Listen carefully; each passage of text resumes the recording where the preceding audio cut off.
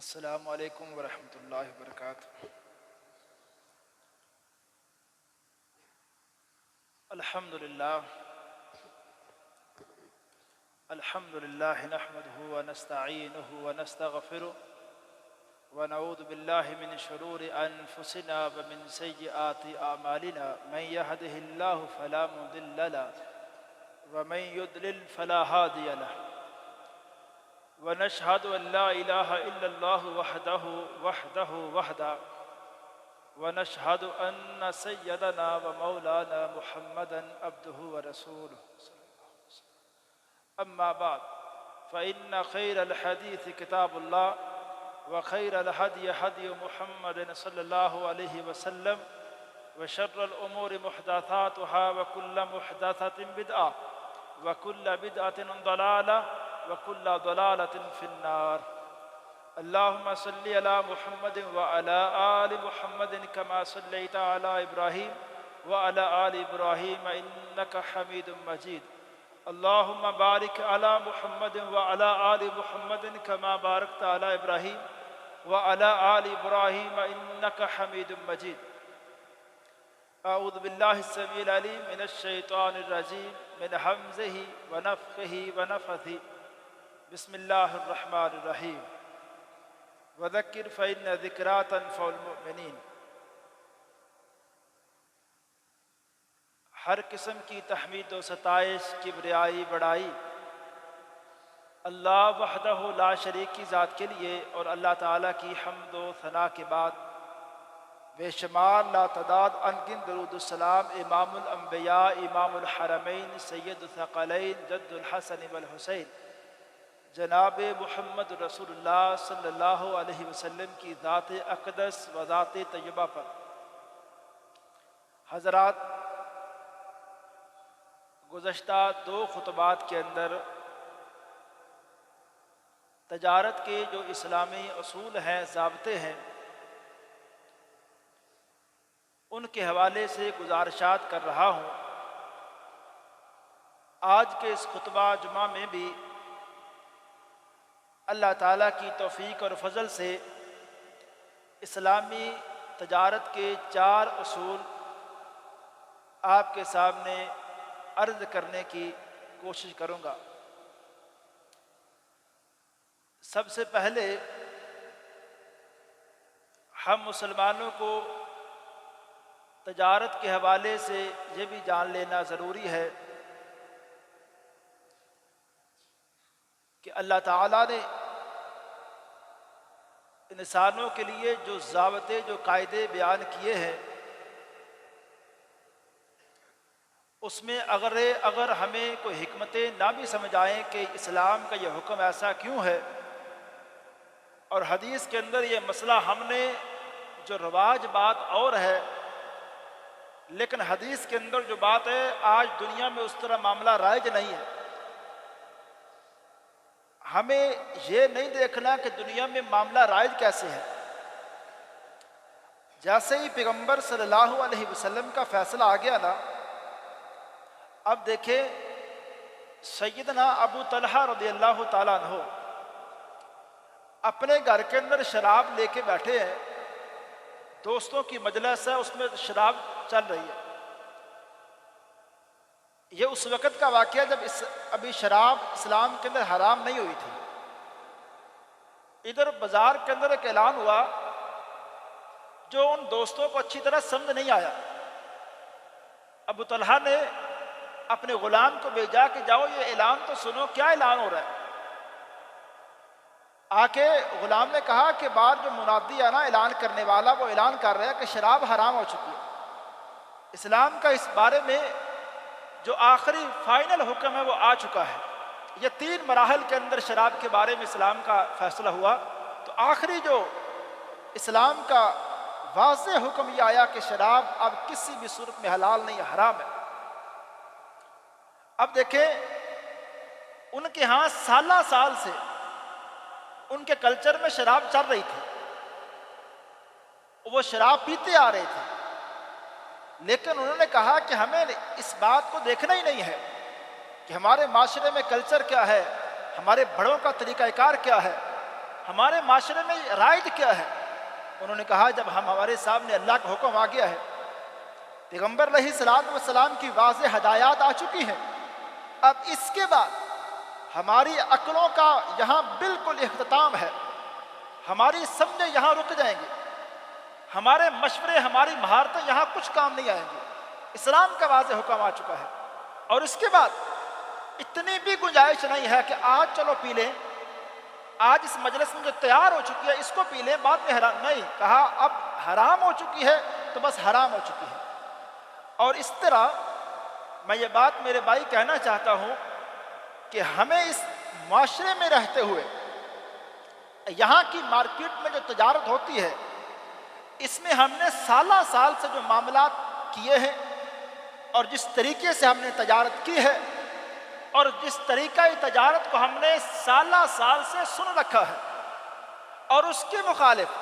کیونکہ ہمارا جو اسلام کے حوالے سے جو علم ہوتا ہے، معلومات ہوتی ہیں، وہ بڑی محدود ہوتی ہیں، تو ہمیں اسلام کے جب تجارتی اصول پتہ ہی نہیں ہوتے تو ہم تو ان اصولوں کے مطابق تجارت کرتے ہیں جو ہمارے معاشرے میں رائج ہوتے ہیں۔ تو ہم کیسے کہہ سکتے ہیں کہ یہ بات تو میں نے کبھی سنی نہیں، یہ بات تو میں نے کبھی سمجھی نہیں، ہمارے معاشرے میں تو یہ رائج ہی نہیں ہے؟ نہیں میرے بھائی، جب آپ تصدیق اس بات کی کریں کہ جو فرمان بیان کیا جا رہا ہے رسول پاک صلی اللہ علیہ وسلم کا، یہ فرمان صحیح ہے، یہ ثابت ہے، تو جب یہ بات آپ کو کلیئر ہو جائے کہ یہ پیغمبر علیہ الصلوۃ والسلام کی یہ حدیث سچی ہے اور اس میں کسی قسم کا کوئی شبہ نہیں ہے، تو پھر میرے بھائی میں جو پہلے بات کہہ رہا تھا کہ ہمیں اس حدیث کی سمجھ آئے واضح طور پہ یا نہ آئے، اس کے لفظوں کے اندر جو بات ہمارے سامنے بیان ہو چکی ہے اس میں ہمیں حکمتیں نہ سمجھ آئیں کہ اسلام نے یہ چیز حرام کیوں کی ہے، سب سے بڑی حکمت یہ ہے کہ اس بارے میں اسلام کا فیصلہ آ گیا ہے، اس بارے میں اسلام نے واضح ہدایات جاری کر دی ہے۔ آج کے خطبہ میں انشاءاللہ جو پہلا اصول میں آپ کے سامنے رکھتا ہوں اس کی بھی ہمارے معاشرے میں تجارت میں بڑی ضرورت ہے، وہ ہے کہ لین دین میں، کاروبار میں رویہ نرم اختیار کیا جائے، اس میں کسٹمر کی طرف سے بھی اور دکاندار کی طرف سے اس طرح کا معاملہ سختی والا نہ کیا جائے کہ بس اس کا تو میرے ساتھ تعلق نہیں، میں نے نفع حاصل کر لیا اب یہ جائے بس۔ کوئی مسلمانی کے کچھ اخوت بھائی چارے کے تقاضے بھی ہیں، ہمیں اس کو بھی دیکھنا چاہیے۔ اب اس بارے میں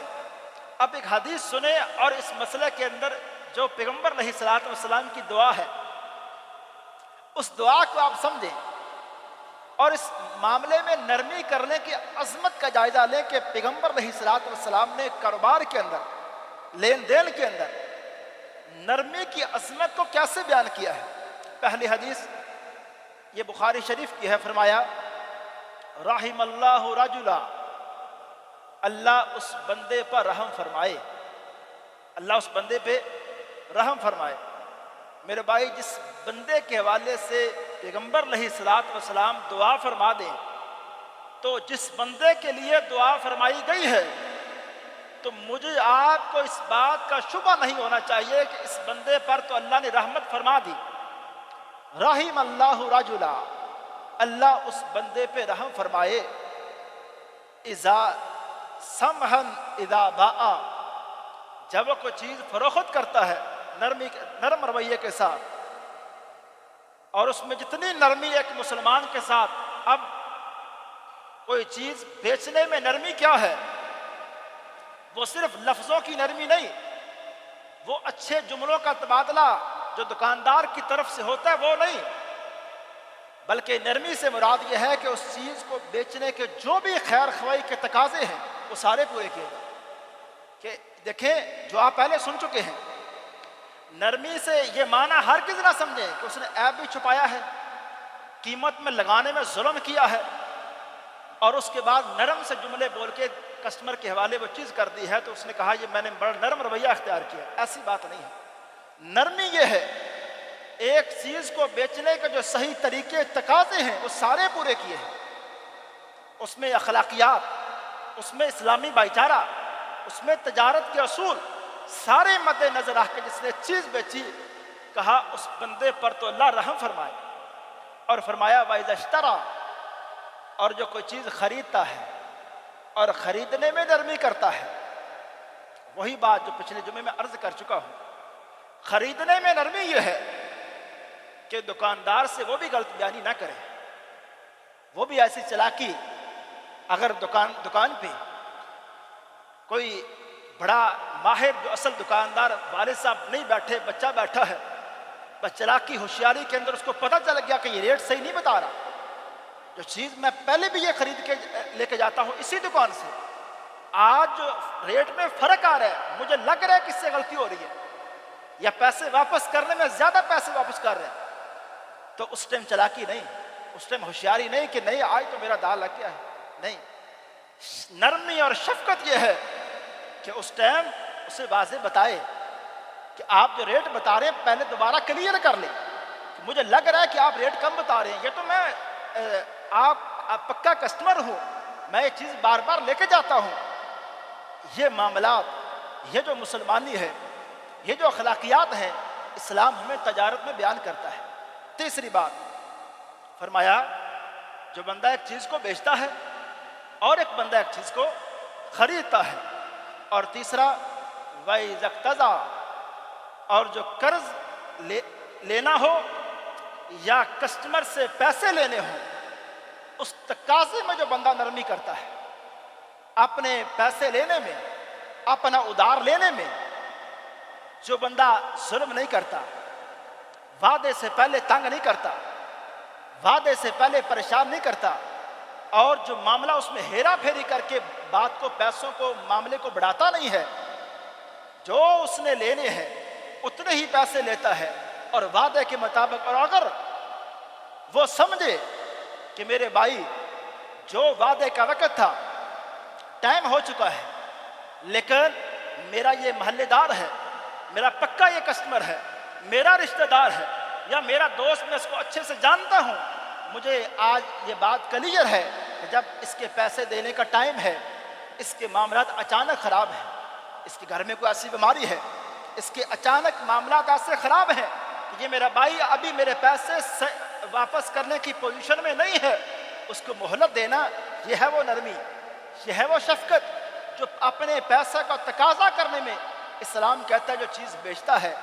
جو چیز خریدتا ہے اور اپنے پیسوں کا تقاضا اچھے سے کرتا ہے اور اس میں نرم رویہ اختیار کرتا ہے، پیغمبر علیہ الصلوۃ والسلام نے فرمایا اللہ تو اس بندے پر رحم فرمائے۔ دوسری حدیث فرمایا افضل المؤمنین رجل، مومنوں میں بہترین مومن وہ ہے، افضل مومن وہ ہے، مقام و مرتبے کے لحاظ سے اونچے درجے پہ فائز مومن وہ ہے، رجل سمح البیع، وہ آدمی جو چیز کو بیچنے میں نرمی کرے، سمح الشراء، چیز خریدنے میں نرمی کرے، سمح القضاء، اپنا جو ادائیگی کرنے میں، یہاں ایک اور بات آئی ہے، ادائیگی کرنے میں نرمی بھی وہی ہے کہ اس نے جتنے پیسے دینے ہیں وہ پیسے وعدے کے مطابق دے، خواہ مخواہ ٹال مٹول نہ کرے۔ اس میں دو باتیں عرض کرتا ہوں قرض کے معاملے میں۔ پہلی بات کہ قرض کے حوالے سے انسان بہت ڈرے، اپنی استطاعت سے زیادہ پہلے تو قرض لے ہی نہ، اور اپنے معاملات کو جو اس کے وسائل ہیں، آمدنی ہے، اس میں مینج کرے، لیکن اگر قرض لیا ہے، یہ معاملات کیے ہیں، تو اللہ تعالیٰ سے دعا کرے اور اچھی نیت رکھے کہ میں وقت پہ پیسے ادا کروں گا۔ پہلے نیت بدنیتی والی صورتحال اپنے اندر پیدا نہ کرے، پہلے یہ بات سوچے نا کہ میں نے اس فلاں وقت فلاں بندے کو پیسے دینے ہیں، میں نے اس کو دھوکہ کیسے دینا ہے، میں نے اس کو ہیلے بہانوں میں تنگ کیسے کرنا ہے۔ اگر پہلے نیت کرے گا تو حدیث کے اندر بات یہ ہے کہ اللہ تعالیٰ پھر اس کے لیے معاملات کو سخت کرے گا۔ لیکن اگر کوئی بندہ نیت کر لے گا کہ میں محنت زیادہ کروں گا، میں جو اپنی بچت کر کے میرے اوپر جو قرض ہے میں کوشش کروں گا ٹائم کے اوپر میں ادا کروں، اگر کاروباری ہے میرے بھائی، کاروبار میں اللہ تعالیٰ اس سے برکت دے گا کہ پیغمبر علیہ الصلوۃ والسلام نے فرمایا اللہ تعالیٰ پھر اس کے لیے مددگار بن جائے گا، جو ٹائم اس نے دیا ہے اس ٹائم قرض قرض ادا کرنے کے حوالے سے اللہ تعالیٰ اس بندے کے لیے معاملات میں آسانی پیدا کر دے گا۔ تو اس میں دوسری بات یہ ہے کہ قرض لینے کے حوالے سے پہلے تو اگر کوئی مجبور شخص ہے اس کو مہلت دینا، اور مہلت دینے کے حوالے سے اللہ کے رسول علیہ السلام نے بڑی عظمت بیان کی ہے۔ مسند احمد کی حدیث آپ توجہ سے آپ سماعت فرمائیں کہ کسی مجبور بندے کو میں دوبارہ یہ بات واضح کر رہا ہوں، ہیلے بہانے کرنے والے کے لیے اسلام کا حکم بڑا سخت ہے۔ ہیلے بہانے کرنے والا، ٹال مٹول کرنے والا، اس کے لیے اسلام کا حکم اتنا سخت ہے کہ آپ نے فرمایا اگر کوئی بندہ جس سے قرض لینا ہے اس کا گریبان بھی پکڑ لیتا ہے، اس کا حق ہے کہ اس نے تنگ کیا ہے، اور اس نے اگر کوئی سخت جملے کہہ دیے ہیں، اسلام کہتا ہے اس کا حق ہے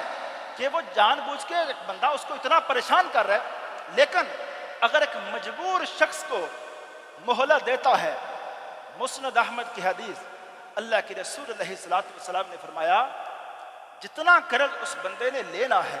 جتنا قرض اس بندے نے لینا ہے، اور اگر اس مجبور شخص کو مہلت دے گا تو ہر روز اس کے نامہ مال میں وہ پیسے بطور صدقہ اللہ تعالیٰ اس کا ثواب درج فرمائیں گے، اگر کوئی بندہ مجبور شخص اس کو مہلت دیتا ہے۔ اور اسی طرح دوسرا جو اسلام کا واضح اصول ہے، ایک بے کے اوپر، ایک جو سودا ہو چکا ہے اس کے اوپر دوبارہ بے کرنا، دو بھائی ایک معاملے میں بے کر چکے ہیں، اس بے کے اوپر دوسری بے کرنا اسلام کہتا ہے یہ جائز نہیں ہے۔ دو بندے، دو بھائی ایک معاملے کو فائنل کر چکے ہیں، اب ایک اور بندہ آتا ہے کہتا ہے کتنے کا آپ نے پلاٹ بیچا، کتنے کا مکان بیچا، یہ گاڑی کتنے کی بیچی، ابھی آپ نے اس کے حوالے نہیں کی، کاغذات آپ کے پاس ہیں، میں آپ کو اس سے جتنے کا معاملہ آپ کا طے ہوا ہے میں زیادہ پیسے دینے کے لیے تیار ہوں۔ اگر اس بندے نے آپ کو پیسے دیے ہیں بیانے کے طور پہ تو بیانہ آپ نے ڈبل واپس کرنا ہے، میں وہ ڈبل بھی واپس کروں گا، وہ بھی میں واپس کروں گا، میں قیمت بھی زیادہ دوں گا۔ تو اسلام کہتا ہے یہ جائز نہیں ہے، دو بندوں کے معاملے کے اوپر کسی تیسرے بندے کا اوپر آ کے بے کرنا، یہ سودا کرنا، اسلام کہتے ہیں یہ جائز نہیں ہے۔ لیکن یہاں ایک وضاحت کرتا ہوں، جو دو بندوں کا معاملہ فائنل ہو چکا ہو اس کے اوپر تو بے کرنا جائز نہیں ہے، لیکن یہ جو ایک بولی کی بے ہے، نیلامی ہے، اس کا مسئلہ اور ہے، اسلام کہتا ہے یہ جائز ہے۔ اللہ کے رسول علیہ السلام نے ایک دفعہ ایک پیالہ اور ایک کمبل اس کو بیچنے کا ارادہ فرمایا، تو بولی کے انداز میں جس طرح بولی لگتی ہے نا، فرمایا کون بندہ ہے جو اس کمبل اور اس پیالے کو خریدے گا؟ ایک بندہ کھڑا ہوا، اس نے کہا اللہ کے رسول میں۔ فرمایا کتنے پیسے دو گے؟ کہا 1 درہم میں دونوں چیزیں خریدوں گا۔ ایک اور بندہ کھڑا ہوا، آپ نے فرمایا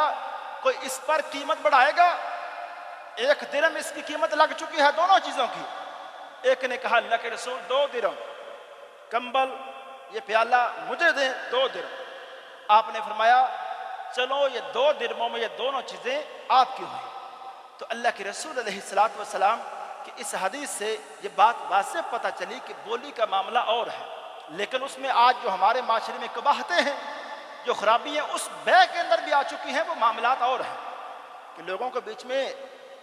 پیسے دے کے شامل کیا جاتا ہے کہ آپ نے صرف قیمت بڑھانی ہے، چیز نہیں لینی، آپ نے قیمت کو اٹھانا ہے بس تاکہ چیز میری زیادہ پیسوں میں بکے۔ یہ دھوکہ اسلام کے تجارت کے حوالے سے علماء کہتے ہیں کہ اگر صرف ایک حدیث ہوتی نا اسلام کے سارے مسائل کو حل کرنے کے لیے وہ ایک حدیث بھی کافی۔ اس میں ایک مسئلہ ہے وہ ہے غرر کا، کہ بے کے اندر دھوکہ جائز نہیں ہے، وہ دھوکہ کس بھی بے کے اندر ہو، یہ اسلام کا ایسا رول ہے جس سے بہت سی بے کے اوپر یہ اس کو اپلائی کر کے ہم ہر طرح کا مسئلہ حل کر سکتے ہیں۔ جو بے جس کے اندر بھی دھوکہ ہوگا وہ اس حدیث کے تحت حرام ہے، وہ ناجائز ہے۔ اور اسی طرح اللہ کے رسول علیہ السلام نے ایک اصول تجارت کا یہ بیان فرمایا، 2 اصول ہوئے کہ بے کے اندر، خرید و فروخت کے اندر نرمی ہمیں اختیار کرنی چاہیے۔ دوسرا کہ ایک جو دو بندوں کا معاملہ فائنل ہو چکا ہے، ایک بے کے اوپر دوسری بے نہیں ہونی چاہیے۔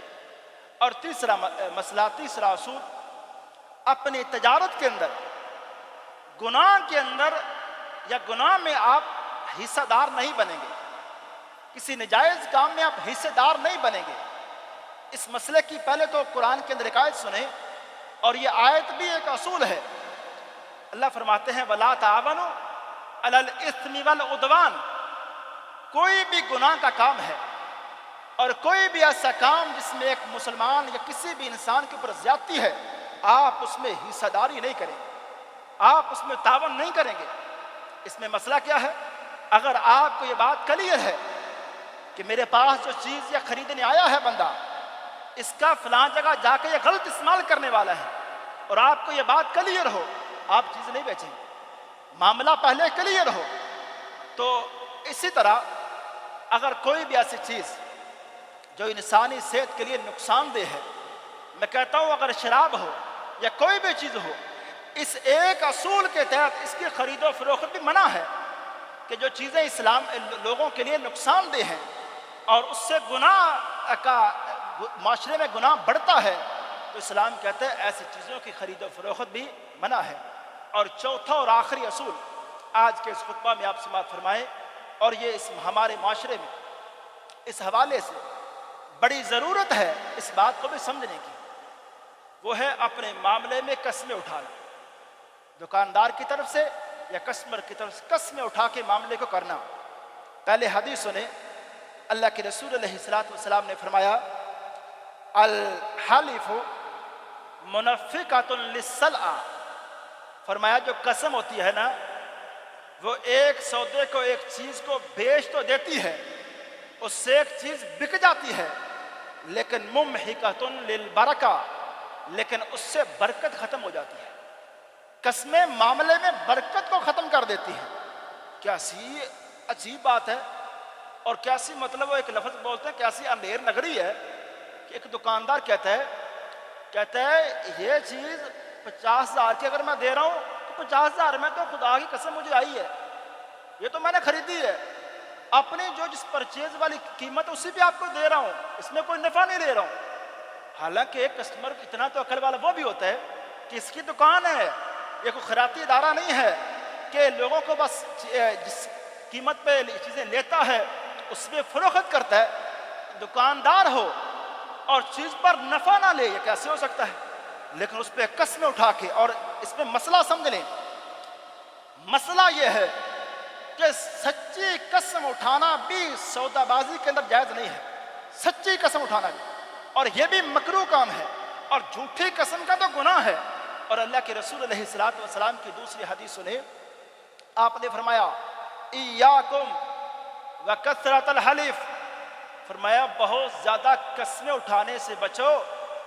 یہ بہت زیادہ قسمیں اٹھانا خاص طور پہ فرمایا تجارت کے اندر یہ جائز نہیں ہے۔ فرمایا الحلف فی البیع فإنہ ینفق ثم یمحق، فرمایا بہت زیادہ قسمیں تجارت کے اندر اٹھانے سے ایک چیز بک جاتی ہے، لیکن فرمایا اس سے برکت کا معاملہ وہ ختم ہو جاتا ہے۔ اب دیکھیے میرے بھائی، آج کوئی بندہ جب یہ معاملات حدیث کے سنتا ہے، اس کے ذہن میں سوال پیدا ہوتا ہے، کہتا ہے یہ آج کے خطبے میں یا پچھلے خطبے میں یا اس سے پچھلے خطبے میں ہم نے اگر یہ بات سنی ہے کہ جھوٹ سے کاروبار نہیں ہوتا، کہ کاروبار کے اندر جھوٹ بھی نہ بولو، قسمیں بھی نہ اٹھاؤ، دھوکہ بھی نہ دو، ایک چیز کے عیب بھی نہ چھپاؤ، تو اس طرح تو پھر ہم اپنی مارکیٹ میں، اپنے بازاروں میں کام کر سکتے ہی نہیں۔ جھوٹ کے بغیر لوگ مانتے نہیں۔ ایک چیز کا غلط ریٹ نہ بتائیں، اس کی جھوٹی تعریفیں نہ کریں۔ ایک جو کسٹمر مطمئن نہیں ہوتا، تو ہمیں کسٹمر کو مطمئن کرنے کے لیے غلط بیانی بھی کرنی پڑتی ہے، ایک چیز کی جھوٹی تعریفیں بھی کرنی پڑتی ہے۔ اور ایک کسٹمر اگر وہ اس کو پتہ بھی ہے تو دو چیزیں میرے پاس ہیں، دو برانڈ ہیں، دو چیزیں میرے پاس ہیں، لیکن ایک پتہ ہے کہ ایک چیز میں کمیشن زیادہ ہے، اس میں نفع زیادہ ہے، دوسری چیز حالانکہ اچھی ہے، دکاندار سب سے پہلے اگر وہ چیز دکھائے اور اس کی جھوٹی تعریفیں کرے کہ جو اس میں کمیشن زیادہ ہے، نفع زیادہ ہے، تو اس لیے یہ جھوٹ، یہ دھوکہ میں عرض یہ کرنا چاہتا ہوں،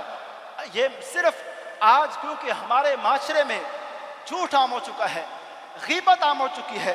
قسمیں عام ہو چکی ہے، ہمارے ایک معاشرے میں اخلاقی گراوٹ بڑھ چکی ہے، جس وجہ سے آج ہمارا یقین اٹھ چکا ہے سچ کے اوپر۔ آج ہمیں یقین نہیں آتا کہ قسمیں اٹھائے بغیر کاروبار کیسے ہو سکتا ہے۔ میرے بھائی، میں ممبر کے اوپر کھڑے ہو کے جس رب نے مجھے پیدا کیا ہے، میں اس کی قسم اٹھا کے یہ بات کرتا ہوں، سچی بات کر کے، جھوٹ سے بچ کے، قسموں سے بچ کے اور دھوکے فراڈ سے بچ کے آپ ایسا کامیاب کاروبار کر سکتے ہیں۔ میں تاریخ کے اندر اس کی مثالیں دے سکتا ہوں۔ ایک بڑی مثال سیدنا عبد الرحمن بن عوف کی ہے رضی اللہ تعالیٰ عنہ۔ مکہ کے اندر ایک بڑے بزنس مین ہے، ایک وقت آتا ہے، ہجرت کا وقت آیا، اسلام کا ایسا حکم آیا کہ اے لوگو، اے مکہ کے مسلمانوں، جس کے پاس طاقت ہے مدینہ جانے کی، وہ اپنا کاروبار چھوڑے، اپنے بچے چھوڑے، سب کچھ چھوڑے، اپنی جائیداد چھوڑے، مکہ سے مدینہ جائے۔ عبد الرحمن بن عوف رضی اللہ تعالیٰ عنہ، میرے بھائی، وہ شخص ہیں جن کی جائیداد مکہ کے اندر، کاروبار مکہ کے اندر، بیوی بچے مکہ کے اندر، اور حکم ہوا ہجرت کریں۔ عبد الرحمن تیار ہو گئے، اپنی جائیداد چھوڑی، اپنا جو پیسے تھے، جو پوری زندگی کمائے تھے، اپنے بھائیوں کے حوالے کیے۔ بھائیوں نے کہا، یاد رکھو، ان پیسوں کا، ان جائیداد کا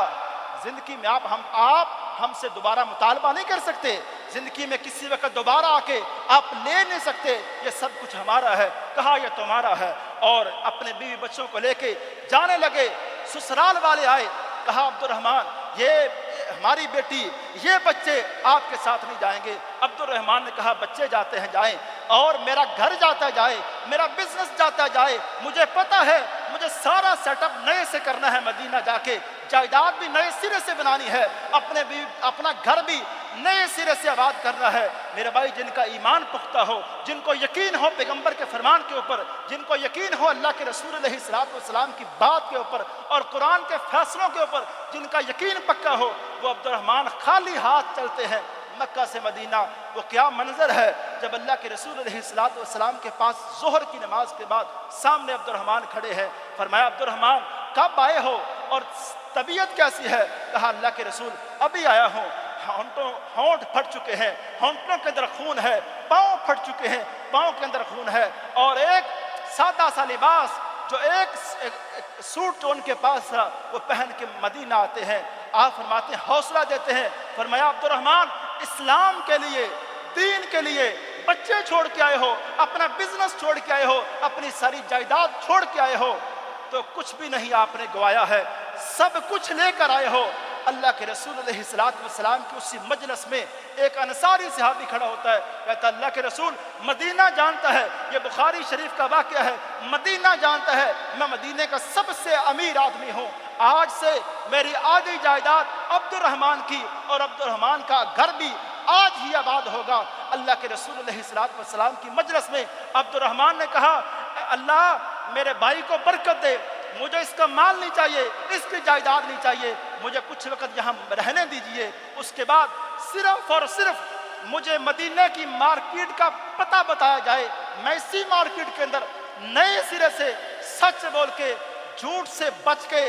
دھوکے سے بچ کے اپنا کاروبار نئے سرے سے شروع کروں گا۔ انہوں نے مدینہ کے اندر چند دن کاروبار کیا، محنت مزدوری کر کے اپنے کاروبار کو شروع کیا۔ میرے بھائی، کچھ وقت کے بعد گھر بھی بس گیا، جائیداد بن گئی، اپنا گھر بن گیا۔ وقت آیا سیدنا فاروق کا رضی اللہ تعالیٰ عنہ کا، اللہ نے ایسی برکت دی۔ آج ہمارے ہاں مشہور یہ ہے، جب عثمان بن عفان بڑے مالدار تھے، میرے بھائی عبد الرحمن ان سے کہیں بڑھ کے مالدار تھے، اور اتنے بڑے مالدار کہ حضرت عمر اپنے دور خلافت میں سرکاری سطح پر اگر قرض لینے کی باری آتی عبد الرحمن سے لیتے تھے، اور ایک بات کرتے تھے، وہ بات بڑی سمجھنے والی ہے، قرض کے معاملے میں اور لین دین کے معاملے میں جو عمر نے کہی، عمر نے کہا، عبد الرحمن جب بھی مجھے قرض لینا ہوگا آپ سے لوں گا۔ عبد الرحمن نے کہا، امیر اور لوگ ہیں کہ سرکاری خزانوں سے بھی آپ ذاتی قرض بھی لینا، سرکاری خزانے سے لے لیا کریں۔ کہا، عبد الرحمن آپ میرے مکے کے دوست ہیں، مکے سے آپ کو جانتا ہوں، اور لین دین میں آپ کتنے کلیئر ہو، صاف بندے ہو، میں یہ بھی جانتا ہوں اور میں جانتا ہوں عبد الرحمان، لین دین کرنے میں آپ کسی بندے سے کوئی رعایت نہیں کرتے. مجھے پتا ہے کہ اگر میں قرض لے کے مر بھی گیا تو اتنا صاف بندہ ہے کہ لین دین میں اتنا پکا اور سخت بندہ ہے کہ تو میرے بچوں سے بھی قرض لے گا، تو میرے بچوں سے معاملات میرے کلیئر کروائے گا. اور اس بارے میں ایک بات میں کہنا چاہتا ہوں، عربی کے اندر بڑے لوگوں کا تابعین کے ہاں، صحابہ کے ہاں ایک بات معروف تھی، کہتے تھے تعاشروا کالاخوان وتعاملوا کالاجانب. یہاں ہمارے یہاں غلطی کیا ہوتی ہے کہ جب معاملہ کرتے ہیں نہ تو اس کو لکھتے ہیں نہ اس کے حوالے سے کہتے ہیں جو بس چیز لے جاؤ، یہ قرض لے جاؤ، بس معاملہ بعد میں کر لیں گے. اس کے بعد لڑائی جھگڑے، اس کے بعد پھر وہی دوستی ختم. تو کہا رہو بھائیوں کی طرح، تعاشروا کالاخوان وتعاملوا کالاجانب، رہو بھائیوں کی طرح، لیکن معاملہ کرتے وقت اگر سگے بھائی بھی ہو اجنبی بن جاؤ. معاملہ بالکل صاف اور کلیئر کرو. یہ شریعت کے مسائل ہیں، احکام ہیں، جس پہ عمل کر کے ہم اپنی تجارت کو بہت اچھا کر سکتے ہیں. انشاءاللہ تجارت کے حوالے سے مزید باتیں انشاءاللہ میں 2-3 خطبات کے اندر مزید کروں گا. وما علیہ الا البلاغ.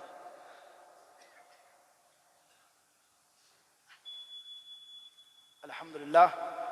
نحمده ونصلي. أما بعد فإن خير الحديث كتاب الله وخير الهدي هدي محمد صلى الله عليه وسلم وشر الأمور محدثاتها وكل محدثة بدعة وكل بدعة ضلالة وكل ضلالة في النار. اللهم صل على محمد وعلى آل محمد كما صليت على إبراهيم وعلى آل إبراهيم إنك حميد مجيد.